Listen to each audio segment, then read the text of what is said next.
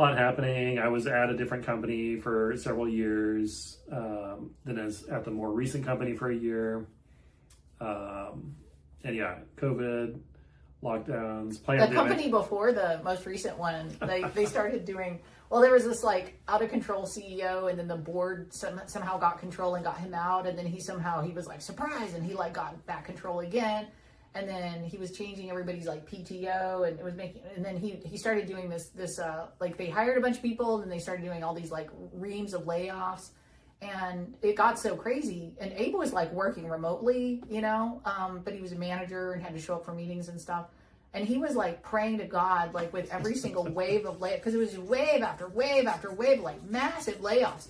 And he was just praying to God that he would be one of the ones laid off, because there was a healthy severance involved, Like, again, like all of these things, that none of this has ever happened to me in my sort of like professional like sphere, like severance, like no, none of that happens.